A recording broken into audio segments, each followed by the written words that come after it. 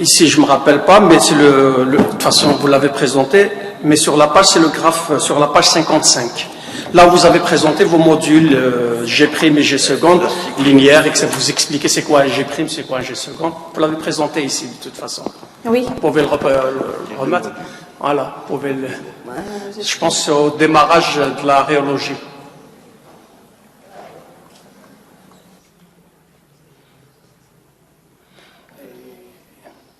Il vaut mieux passer sur figure simple et après vous revenez sur le diaporama.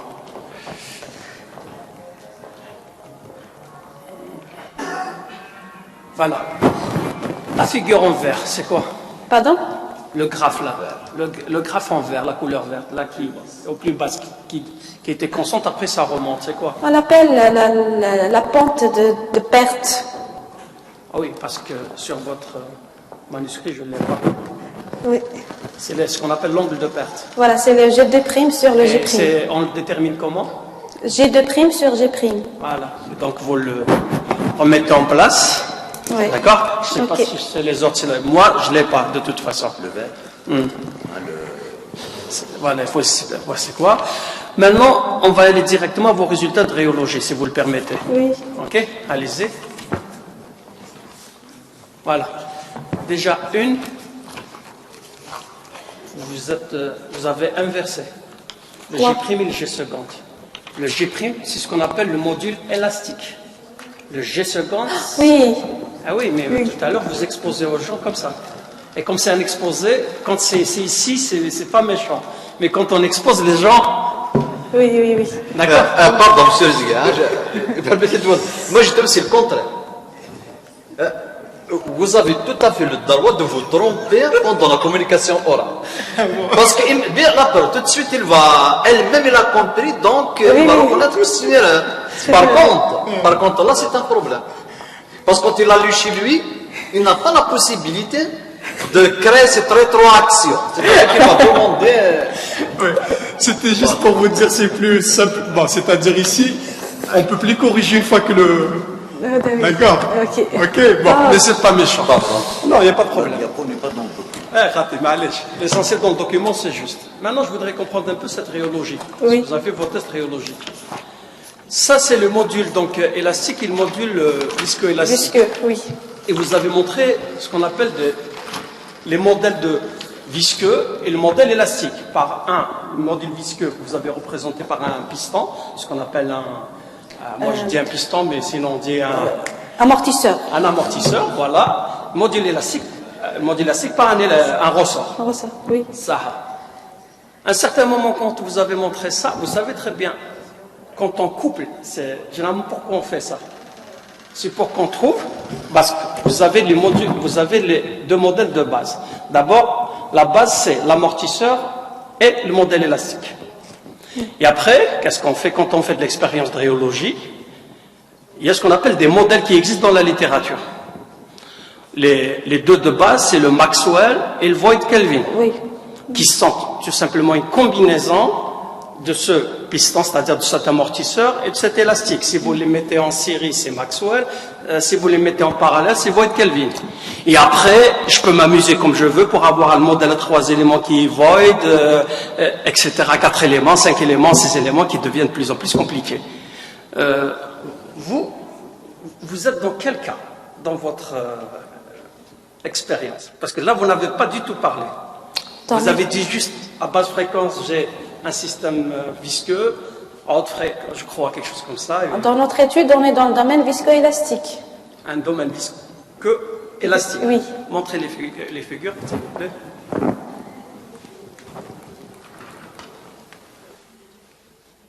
Voilà. Vous, d'après votre définition, quelque part ici, dans votre figure, vous dites, ici dans la figure 56, vous dites quand les deux modules se rencontrent, c'est un modèle viscoélastique, c'est ça? Oui. Quand l'un est supérieur à l'autre, c'est différent. Donc vous ne pouvez pas dire qu'on est dans le modèle viscoélastique directement, ça dépendra de la fréquence. Des intersections. C'est-à-dire que vous êtes dans le domaine viscoélastique, ça dépend. Ça dépend de la fréquence appliquée. Toutes les courbes qui sont en bas, désolé, j'arrive pas pour Ça veut dire 0,5, voilà. Voilà, 0,5, 0,75. Là, à partir de 1, vous êtes dans le domaine viscoélastique. Par contre, en haut, Oui, modèle d'accord. viscoélastique. Donc il ne faut pas donner une conclusion directe sur quelque chose que, ok, ça dépend là, ça dépend des fréquences. Voilà, ça dépend de quelle Oui, c'est vrai. on travaille. C'est très important de le savoir. Oui, oui. De là, on peut tirer, vous savez très bien, je vous le donne, bon, je sais que ce n'est pas votre domaine de toute façon, c'est le domaine des polymères, mais ça n'empêche pas que vous êtes dans le domaine toujours des polymères, puisque vous êtes en train de travailler dessus. Oui, c'est un très beau monde. Hein. Voilà, ça nous permet de déterminer ce qu'on appelle le module complexe, le G étoile, ok, qui nous permet aussi d'avoir ce qu'on appelle la viscosité complexe. Okay, puisque vous êtes en mode dynamique, pas en mode statique. Et il y a des gens qui font que ça, c'est-à-dire une fois qu'ils ont des résultats, ils font toute une modélisation. On essaie ça sur des modèles classiques qui existent, pour voir le modèle classique. Par exemple, je prends le modèle de Maxwell, je me dis, il est valable dans telle zone, mais pas telle zone. Et après, je prends un autre modèle, parfois, si quelqu'un veut faire toute une thèse sur ça, il essaie de trouver la bonne combinaison du ressort et de l'amortisseur, de façon à ce que l'équation qui va en découler va refléter votre expérience. C'est-à-dire, il y a tout un travail que vous pouvez suivre. Il y a des gens qui sont spécialisés que sur ça. Ils ne font que ça. Théoriquement, c'est-à-dire, vous avez votre courbe expérimentale, vous avez des modèles, vous prenez le classique, vous essayez de mettre en place des modèles, bien sûr en déterminant leurs équations théoriques, vous essayez de comparer ça avec l'expérience pour voir ce que ça donne. C'est pour vous dire quand même, rien qu'ici, vous pouvez pousser les choses beaucoup, beaucoup plus loin que ça. Seulement avec ces données. Ouais. Il y a des gens qui sont spécialistes de ça, ils font que ça. Ça va être un projet d'habilitation, Inch'Allah. C'est sûr. Surtout moi, bon, à votre niveau, surtout, ne mélangez pas dans vos conclusions directes quand vous dites viscoélastique. Oui, Là, il faut faire attention parce que c'est vrai qu'à un certain moment, je savais qu'il y avait des courbes j'ai pris G secondes qui se touchaient, mais pas toutes. Le fait d'avoir dit directement viscoélastique, ça m'a... Puisque lorsqu'on a un modèle visqueux, il est visqueux, il est à 100% visqueux. Lorsqu'on a un modèle élastique, il est à 100% élastique. Ah non. Mais je me disais que... Viscoélastique, il est entre les deux. C'est-à-dire quand je tire sur des chaînes, je commence à tirer, c'est-à-dire à faire une déformation. Qu'est-ce qui se passe? Vous passez par un état élastique, et après, viscoélastique, qui est l'intermédiaire juste avant après, si vous continuez à tirer, vous avez le domaine visqueux. Dans le domaine visqueux, le barycentre des points de votre chaîne sont complètement séparés. Complètement, ils se déplacent. Voilà. Dans le domaine élastique, vous avez juste les angles des chaînes qui bougent. Oui, d'accord. Dans le viscoélastique, c'est l'intermédiaire des deux. Et il y a des gens qui sont spécialisés que dans le domaine viscoélastique, qui font que ça. Nous, par exemple, en polymère, ce qu'on utilise, on utilise ces rayonmètres, comme vous l'avez fait vous, pour tout ce qui est gel, poudre, etc. Mais quand on a des polymères solides, on ne peut pas utiliser ces rayonmètres, on utilise la DMA, la Dynamic Mechanical Analysis. Comment on fait? Vous prenez votre échantillon, vous le mettez dans votre analyse, vous lui faites subir des déformations, mais à l'état au maximum, donc visco-élastique, ça ne dépasse pas ce stade-là, avec des fréquences. Ça fait ça, ça bouge, et ça vous donne justement le module G' et G seconde et la tangente delta en fonction de la température ou de la fréquence, c'est comme vous voulez. Il n'y a pas de cassure. Il n'y a pas de cassure. Non, on règle. S'il y a cassure, c'est pas bon, justement. Oui. Mais généralement, comment on fait? Parce qu'on augmente la température au fur et à mesure. Parce qu'on joue aussi le facteur température. Mais nous, on l'arrête avant qu'il y ait justement cassure. Il ne faut pas qu'il y ait cassure. C'est-à-dire, on arrête avant fusion même. D'accord. D'accord? Parce qu'il y a cassure, ça y est, ça ne donnera rien du tout. Et ça, vous avez le module G', G seconde. Et qu'est-ce qui vous permettra d'avoir ce module G', par exemple, si vous faites avec la DEMA? Vous pouvez avoir ce qu'on appelle la transition vitreuse de votre. C'est ce que j'avais oublié de dire à votre camarade hier. D'accord? D'accord. Donc, on peut déterminer, au moment où le module chute, ça donne un point d'inflexion, et là, vous pouvez avoir accès directement à votre transition vitreuse de votre polymère. Parce qu'avec la DSC, parfois, on n'arrive pas à l'observer. Voilà à peu près sur... C'est impressionnant. Non, sur le domaine d'un petit peu de mes compétences. Donc moi, le reste, tout ce qui est protéinito, Oui. messieurs les biologistes sont là pour expliquer. Le reste, je ne sais pas. D'accord? Merci. Sinon, pour moi, donc, ce qui est bien, j'ai remarqué que tous vos travaux ont été publiés. Vous avez les 2 publications, ça c'est bien. C'est la première des choses que j'avais remarqué. Merci. Donc, c'est super. Donc, ça prouve que vous avez quand même valorisé votre travail déjà, dès maintenant. Et après, si vous voulez faire autre chose, il faudra pousser les choses beaucoup plus loin. Vous n'avez rien laissé pour après. Il y a toujours quelque chose à faire. Hein? Oui, c'est ça, il y a des choses qui vont. Mais seulement, il y a juste une dernière question de curiosité, puisque M. Namara en a parlé. Vous parlez donc de ces mucilages à utiliser comme épaississant. J'avais noté donc ici, donc il en a parlé, mais je peux reprendre ça si vous voulez. La pectine. Je sais que la pectine, elle est utilisée dans la confiture, Oui. comme un gélifiant. Si j'ai à choisir entre ça et le vôtre, économiquement parlant, On choisit la pectine, pas le mucilage, économiquement. économiquement, c'est la pectine. Oui, parce qu'elle est la plus disponible, la plus facile à extraire.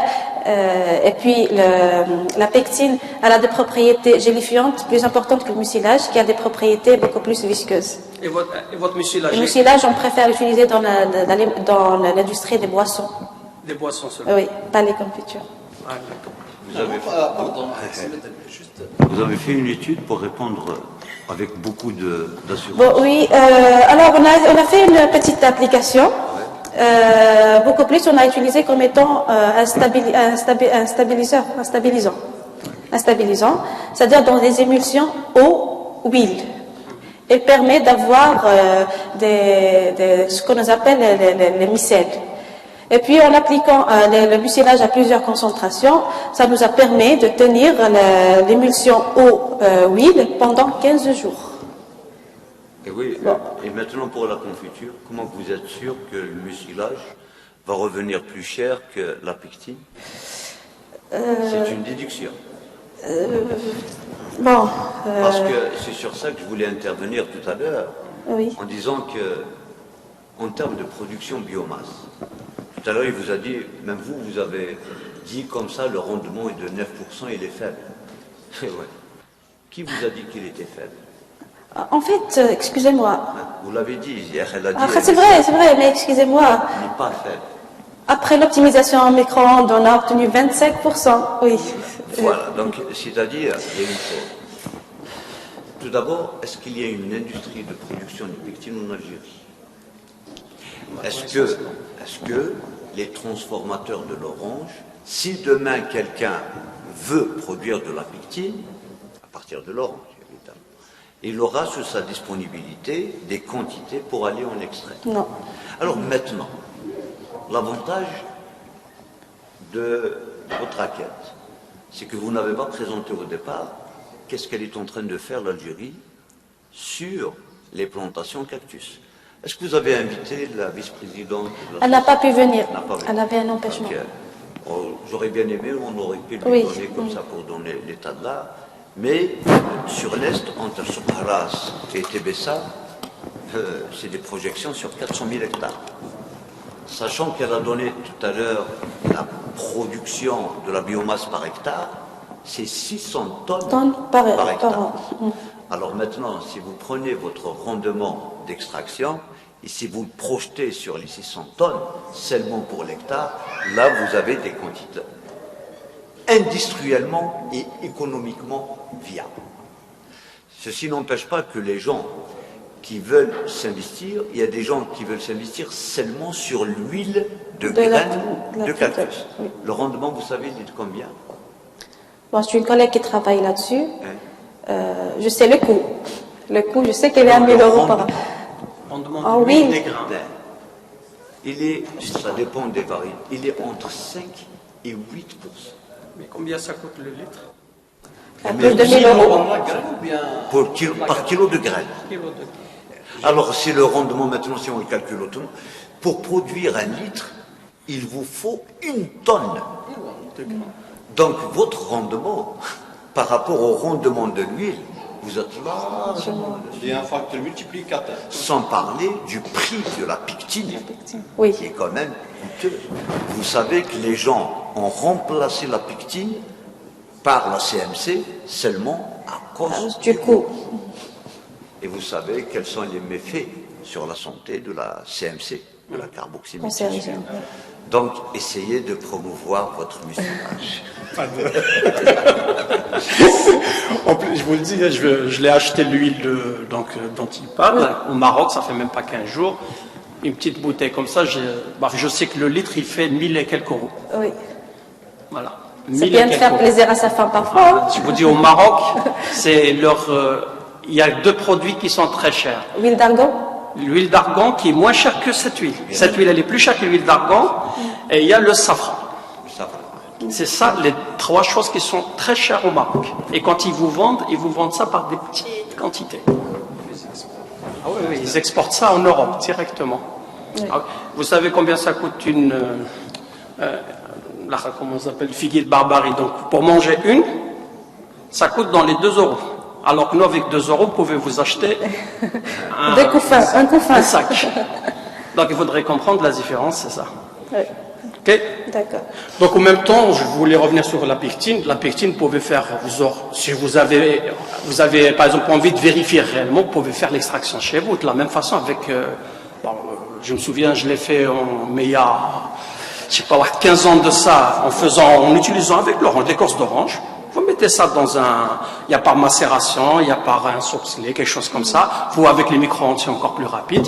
Et vous avez votre pectine directement. Vous pouvez directement voir le coût, est-ce que ça coûte plus cher, moins cher, la qualité, etc. C'est-à-dire faire directement une étude comparative. Oui, c'est intéressant. D'accord. Parce que là, en Algérie, au moment où vous parlez de gélifiant, moi, personnellement, je suis allé direct sur la pectine. Parce que c'est le produit naturel qui est le plus utilisé. D'accord ? D'accord. Donc sinon, pour ma part, j'ai rien à dire à part de vous féliciter, de vous souhaiter une bonne continuation. Et bien sûr, avant de clôturer, je passe la parole donc à votre encadreur, M. Madani. Je vous remercie donc, professeur Esgui. Donc à mon tour, je tiens à remercier les membres du jury d'avoir pris de leur temps pour juger le travail de l'AMIA. Donc à leur tête, mon ami le professeur Esgui et aussi mon ami le professeur Benamara qui nous vient de l'université de Boumerdès, ainsi évidemment notre ami et chef d'équipe au sein du laboratoire, c'est le docteur Boulkbesh. Donc je tiens à faire rappeler seulement que le doctorat de Madame Felkay, on a oublié votre nom de maintenant, donc Madame Felkay née Hdash, c'est bien ça, faut bien qu'on prononce les choses, hein. Certainement que votre mari, il est dans la salle. Alors, la thèse de Mademoiselle Lamia, c'est un concours de circonstances. C'est-à-dire, quand elle est arrivée, c'est là où on a commencé un engouement au sein du laboratoire à parler beaucoup sur le cactus. À vrai dire, nous avons commencé déjà le cactus maintenant depuis 2008, mais on s'est intéressé essentiellement au tourteau, qui est le déchet de l'extraction des graines. Parce que quand ils font l'extraction de l'huile, il reste le tourteau. Alors on s'est dit, on va faire une petite expérience. On a fait ça comme étant implémentation dans l'alimentation volaille. Ça a donné des résultats extraordinaires. Je ne vais pas les exposer. Et après, avec le temps, donc, on s'est intéressé à la raquette. Voilà, c'est l'arrivée de... Il y a aussi une autre qui travaille sur... puisqu'il faut une tonne de fruits pour produire 1 litre d'huile, on dit, tiens, pourquoi ne pas produire du concentré de jus à partir de là. Et là, ça commence à donner des résultats qui sont extraordinaires. Alors, le concours de circonstances aussi avec l'AMIA, c'est que quand on a commencé, il y avait seulement le travail de l'extraction, donc extraction conventionnelle, plus une extraction au micro-ondes. Et après, le concours de circonstances, c'est qu'elle a connu, d'ailleurs on tient à les remercier beaucoup, une équipe extraordinaire qui est à Rouen, donc qui nous a introduit sur ces dimensions-là, d'aller étudier la rhéologie, mais surtout déterminer les poids moléculaires, qui ont une importance majeure pour les utilisations futures. Donc on tient à remercier le responsable du laboratoire PBS de l'université de Rouen, en l'occurrence, donc c'est un polymériste, C'est Professeur Picton. le professeur Picton, et on remercie aussi l'équipe qui vous a accompagné, à leur tête Christophe Réoué et Virginie Dulon. Et bon, il faut bien les citer, parce que ces gens-là ont eu quand même une importance majeure dans ta thèse. Maintenant, le travail et la MIA. Le travail et la MIA, ça, c'est ce qu'on appelle, ça ne fait qu'un. D'accord ? C'est-à-dire, c'est quelqu'un qui est très appliqué, mais certainement, là, je m'adresse aux parents, et c'est quelqu'un qui est toujours en système d'alerte. C'est toujours en système d'alerte, c'est-à-dire que, vous savez ce que c'est que quelqu'un qui est toujours en système d'alerte ? C'est tout l'environnement au sein du laboratoire qui sait que la MIA est en système d'alerte. Elle est toujours mobilisée. Donc, pour moi, c'est vraiment, c'est pas seulement pour moi, c'est pour toute l'équipe du laboratoire qui a apprécié la MIA pour son système, et surtout sa rigueur dans le travail. C'était un plaisir de vous avoir au sein du labo, parce que vous avez ramené la dimension qui est la vôtre, ainsi que la dimension des autres. Et évidemment, vous êtes en train de faire, il me le dit souvent, M. Benamara, c'est que vous avez créé un esprit de famille au sein du labo. Merci beaucoup.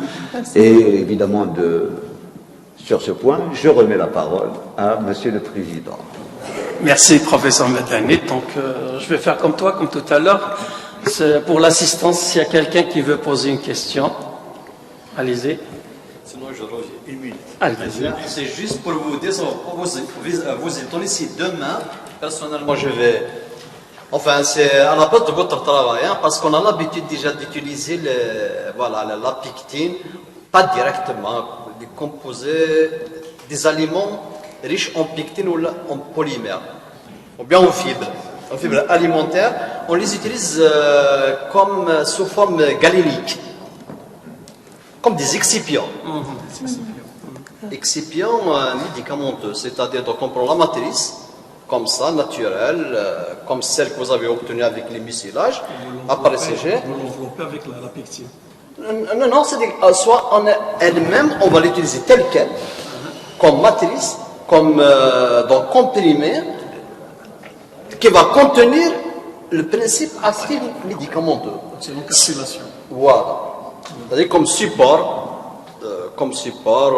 donc des principes actifs soit de plantes, soit de médicaments, parce que l'industrie pharmaceutique, il est à la recherche à ce type de produits. Moi, personnellement, si je reste vivant, je vais tenter de l'expérience. Soit seul, soit en combinaison avec d'autres agro-ressources, comme améliorant. Vous donnez même des idées aux... Oui. Et d'ailleurs, M. Benamara, il a dit si je reste vivant. Donc je vais enlever le conditionnel du si. Nous avons l'intention aussi de lancer un travail qui est très proche au travail que vous avez initié aussi dans notre laboratoire avec mademoiselle Benali. C'est de faire des gelées à base de sucre de cactus, évidemment avec ces mucilages. Donc il y a aussi une opportunité qui a... Mademoiselle Benali, elle a fait ça avec la pectine d'orange. Le jus de date. Non, c'est avec le jus de date. Donc, et avec évidemment, on peut faire le même travail, le même protocole, avec évidemment votre mucilage et les concentrés de jus qui est en train de produire, ça a été un petit Smith, Lydia Turkey. Donc des perspectives. Voilà, donc c'est-à-dire, puisque vous avez dit si, donc à septembre prochain, nous allons vous solliciter pour faire encore un travail. Espérons. Et merci beaucoup. Inch'Allah. Donc je reviens donc à l'assistance. Il y a quelqu'un qui a envie de faire une remarque ou de poser une question à madame, ou d'intervenir tout simplement. Sinon, bon. Ils ont tout compris. Ils ont tout compris. Donc très bien. C'est bien. Nous, ça nous a pris beaucoup de temps pour comprendre. En lisant et tout, vous avez compris d'un seul. C'est bien. Mon père, il est agronome, hein. Il a sûrement tout compris. Ah, très bien. Elle a donné la parole à son père. Allez-y. Vous voulez dire quelque chose?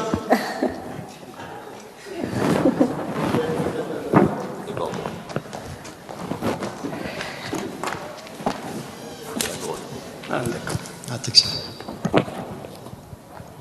J'ai peut-être deux choses à dire, Bark.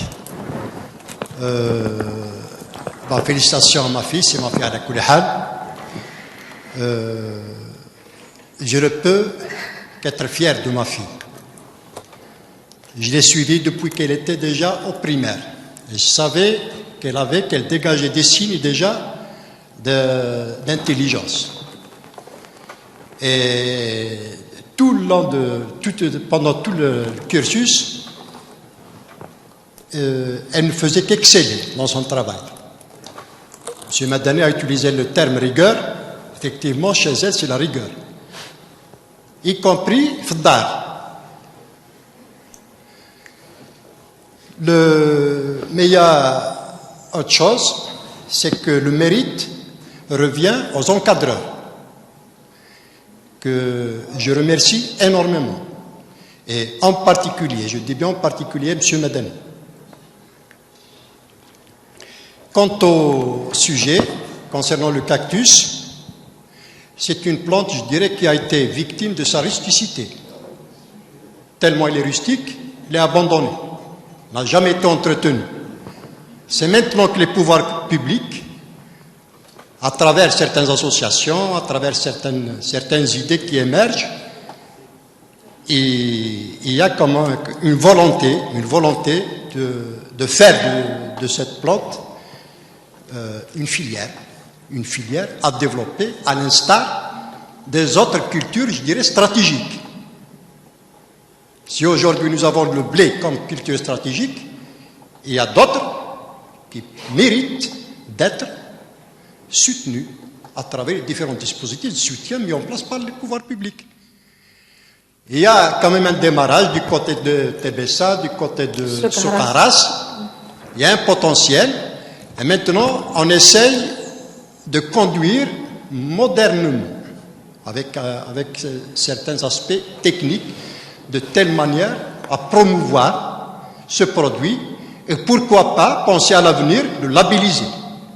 Qui fait en Europe, à Jebel, on m'a parlé de prix 2 €. 2 € c'est énorme. Pourquoi? Parce que chez eux, c'est considéré comme étant un produit exotique. C'est quelque chose de luxe. Alors, en Algérie, la figue barbarique, c'est dommage. Donc, quand même, il y a une volonté des pouvoirs publics, Inch'Allah, elle aura ce qu'elle mérite comme importance. Voilà. Un truc comme ça. Donc, merci Monsieur Haddash, c'est ça, votre intervention. Donc, maintenant, le jury va se retirer pour délibérer, si vous le permettez. Merci.